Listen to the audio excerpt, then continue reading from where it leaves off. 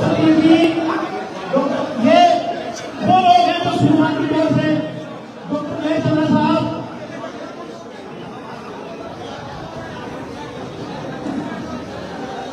आदरणीय लोकप्रिय सांसद भाई चंद्रशेखर आजाद जी का स्वागत और अभिनंदन करते हुए मैं आमंत्रित करता हूं आप लोग शांति बनाए रखिए और आदरणीय चंद्रशेखर आजाद जी को आदरणीय चंद्रशेखर आजाद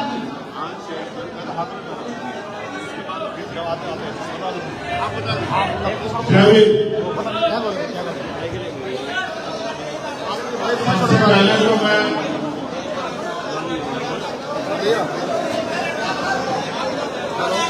ये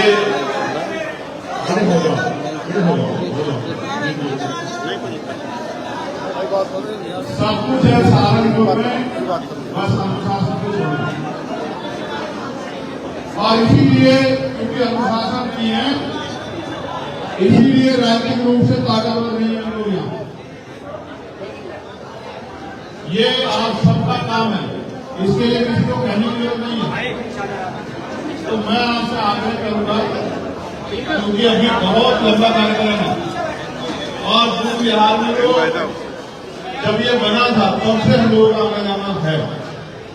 यहाँ इस मंच के आसपास उपस्थित और इस कार्यक्रम के आयोजक सभी सम्मानित साथी और जिन महान हस्तियों ने जो आज इस दुनिया में नहीं है, परिनिर्वाण प्राप्त कर गए हैं, जिन महान हस्तियों के संघर्ष है और ये सूची जो लगी हुई, जिन्होंने इस बुद्ध विहार को बनाने में बहुत बड़ा योगदान दिया, ज्ञानचंद आजाद जी, श्रद्धेय रघुवीर सिंह घोष जी, मैं उन सबको भी आज इस ऐतिहासिक अवसर पर याद करता हूँ। साथ साथ हमारे भीम आर्मी के पुराने साथियों को जिन्होंने बहुत संघर्ष किया और यहाँ काम करने वाले हमारे कर्मचारी साथियों का भी मैं धन्यवाद करता हूँ। मैं आपके बीच दोबारा आऊंगा जब आपका कार्यक्रम होगा ना, वो तब मैं आपके बीच दोबारा आऊंगा। लेकिन मैंने आपसे कुछ कहा था, अगर आपको याद हो आपके कार्यक्रम में, कि हम नगीना लोकसभा 1.5 लाख से ज्यादा वोटों जीत रहे, कहा था नहीं कहा था? और जीते कि नहीं जीते? आज मैं आपसे इसी बुद्ध विहार में कह रहा हूं कि जब 2027 का चुनाव आएगा तो उत्तर प्रदेश में सरकार आजाद समाज पार्टी के बिना नहीं बनेगी, मेरी बात नहीं। और वो दिन आएगा जिस दिन के लिए आपने एक पैसा जोड़ के अपने आशीर्वाद, सहयोग, संघर्ष से अपने भाई बेटे चंद्रशेखर को ताकत दी, वो दिन आएगा कि आपकी कलम में इतनी ताकत होगी कि लखनऊ में जो सरकार चलेगी वो सहारनपुर के लोगों के हाथ से चलेगी। मेरी बात सहारनपुर वालों को भी कह रहा हूँ, ये मेरा घर है, मैं यहाँ का बेटा नहीं हो सकता है, कभी हमेशा बेटा और भाई होगा। आपसे भी कह रहा हूँ, आपकी अपनी ताकत बनाने के बारे में सोचिए। जिस दिन मेरा घर तैयार हो गया ना ताकत बनाने के लिए, उस दिन मेरी ताकत 1000 गुना बढ़ जाएगी, क्योंकि आदमी अपने घर से नेता होता है। तो सहारनपुर के मेरे परिवार के लोगों को मैं आपसे कह रहा हूँ, आप अब मेरे ऊपर भरोसा करो, आजाद समाज पार्टी भरोसा करो। आप भीम आर्मी का आपने भरोसा किया ना, भीम आर्मी ने कभी आपका भरोसा टूटने दिया ना, आजाद समाज पार्टी कभी आपका भरोसा टूटने देगी और ना चंद्रशेखर आजाद कभी आपके सम्मान के साथ कोई खिलवाड़ होने देगा। मैं विश्वास से कहता हूँ कि माननीय काशीराम साहब और बाबा साहब अम्बेडकर का जो अधूरा सपना है वो हम लोग इसी सदी में आप लोगों के सहयोग से पूरा करेंगे कि वंचित वर्ग के लोगों का यही नहीं दिल्ली तक आ जाएगा। अभी भी पार्लियामेंट में रिजर्वेशन की वजह से 131 एमपी हैं एससी के। आपने कुछ को मौका नहीं मिला, कुछ को आपने सुना होगा, कोई कुछ बात करता है, कोई कुछ बात करता है, लेकिन हमारी कोई बात नहीं करता। मुझे जितना समय मिला मैंने देश के हर वंचित वर्ग को छूने का प्रयास किया कि उनकी समस्याओं के बाद, चाहे आशा कार्यकर्ता हो, चाहे आंगनबाड़ी बहनें हो, चाहे भोजन माता हो, चाहे सफाई कर्मचारी हो, चाहे पुलिस के साथी हो, चाहे होमगार्ड के साथी हो, चाहे रिजर्वेशन इन प्रमोशन में SC ST OBC के लिए मांग हो, चाहे निजी क्षेत्रों में आरक्षण की मांग हो, चाहे किसानों की समस्या हो, चाहे महिलाओं पर होने वाला उत्पीड़न हो, चाहे कोई और समस्या हो, मैंने सभी समस्याओं पर सरकार से सवाल पूछे।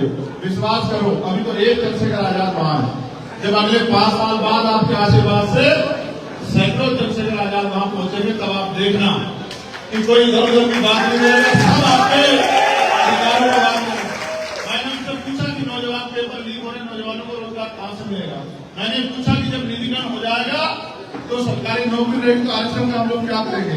मैंने सब विषय में पूछा और मैंने ये भी पूछा कि एनएफएस करके हमारे लोगों को इसका जवाब दे दो। और मैंने जो मूछे रखने पे, घोड़ी पे बैठने पे, मटकी छुरी पे जो हत्या हो रही है आजाद भारत में, मैंने उसको भी पूछा। कुछ नहीं बदला है। आज भी इस सीमा में हमारे लोग मरते हैं और आज भी हमारे माए गांव में सबसे महिला उठाती है। बदला है देश में। आज भी जुर्म जाति के शिकार होते हैं। एनसीआरबी का डाटा ये कहता है कि लाखों महिलाओं का रेप हत्या होती है। ये भारत तब तक ऐतिहासिक भारत नहीं बनेगा, प्रभु भारत नहीं बनेगा, सम्राट अशोक के सपनों का भारत नहीं बनेगा, जब तक संविधान को मानने वाले असल लोग, वंचित वर्ग के वो लोग जो दर्द रखते हैं अपने दिल में, वो कुर्सियों में नहीं आके बैठेंगे। मैं आपसे आग्रह करूंगा कि अब आप अपना आशीर्वाद आजाद समाज पार्टी को दें। आपने पिछले आंदोलन को बहुत ताकत दी। अब मैं आपसे आग्रह करता हूँ मेरे पढ़े लिखे समाज के लोगों, जब आजाद समाज पार्टी नामक पेड़ आपके लिए तैयार हो गया, आपको छांव देने के लिए, फल देने के लिए, आपकी सेवा करने के लिए, फूल देने के लिए, तो आप इधर उधर मत भटको। अब आप आजाद समाज पार्टी की ताकत बढ़ाओ, जिससे जुल्म भी बंद हो, नए अवसर भी पैदा हो।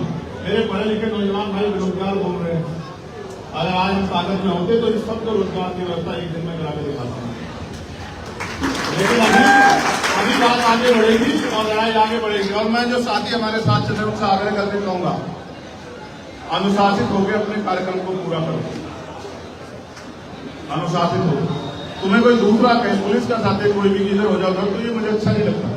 तुम वो लोग हो जिनके कंधों पे भीम आर्मी के आंदोलन के जरिए जिनके कंधों पे जिम्मेदारी, तो भीम आर्मी का एक एक सिपाही अपने आप में वो एक वॉलंटियर भी है, वो एक मिशन के सिपाही के साथ साथ समाज का सिपाही भी है, वो देश का सिपाही भी, वो भी सड़क पर दिखना चाहिए। ठीक है। अब मैं आपसे आग्रह करूंगा क्योंकि लंबा सफर है अभी और अंधेरा हो जाएगा, आप फोटो के चक्कर में आज मत पड़ो। असली फोटो जो है, इस फोटो में कुछ नहीं रखा, असली फोटो जो बाबा साहब अम्बेडकर के विचारों की संविधान है, उसको लागू कराने के लिए राष्ट्रीय शक्ति बनाओ। और मैं तो एक ही बात को मानता हूँ, जो माननीय काशीराम साहब ने कही कि तमन्ना अगर सच्ची हो तो रास्ते हजार होते हैं, तमन्ना अगर झूठी हो तो बहाने हजार होते हैं। हम पे तमन्ना सच्ची है क्योंकि हम अपने लोगों को दर्द में नहीं देख पा रहे। जब हम गाँव में, अभी हमारी कितनी बहनों की जान गई नहीं गई हाथरस में, गई या नहीं गई, तो ये रास्ता बाबा साहब ने दिखाया था कि बाबाओं के पास जाने का। हमारा तो एक ही बाबा है, उनका नाम है बाबा साहब डॉक्टर भीमराव अम्बेडकर। जब हम बाबा साहब भीमराव अम्बेडकर के रास्ते में चलेंगे तो हम मरेंगे नहीं, मिल जाते हैं। इसलिए आपसे कह रहा हूँ। और इसमें प्रशासन का, पुलिस का भी फेलियर है। मैं गया था सुप्रीम ट्रांसलेशन में, गुरु जी 10 पुलिस वाले नहीं थे वहां। मैंने उस दिन कहा था कि कोई बड़ी घटना घट सकती है क्योंकि उसमें कोई नेता नहीं गया, इतना बड़ा कोई वीआईपी नहीं गया, तो पुलिस के लोग और एडमिनिस्ट्रेटिव के लोगों ने परवाह नहीं की। उन्होंने गरीब लोग मरना तो क्या मदद करता है। अगर कोई नेता होता, पैसे वाला होता तो वहां सारी जांच चौबंद होती। लेकिन गरीब घर के लोग हैं, अपनी बीमारी से ठीक होने के लिए, गरीबी बेबसी से बचने के लिए, घर की पीड़ाओं को दूर करने के लिए चले गए बाबा के पास कि बाबा सुधार करेंगे। बाबा तो अपनी जान नहीं बचा पाएंगे, समझे नहीं समझे। बाबा साहब का संविधान तो जान बचाता है, बाबा का मंत्र नहीं बजाता। अगर बाबा का मंत्र बजाता तो इतने लोगों की जान नहीं जाती। तो इसलिए फिर कह रहा हूं, आजादी से पहले जब संविधान में अधिकार नहीं था तब महिलाओं शोषित जीवन जीती थी। अब तो मैं जियो, अब तो महिलाओं को बराबर का अधिकार है। महिला प्रधानमंत्री भी बन गई, मुख्यमंत्री भी, राष्ट्रपति भी बन गई। अब तो जागो और महिलाओं को नेतृत्व करना चाहिए। इसी बातों के साथ मैं आपका स्वागत अभिनंदन करता हूँ, धन्यवाद देता हूँ।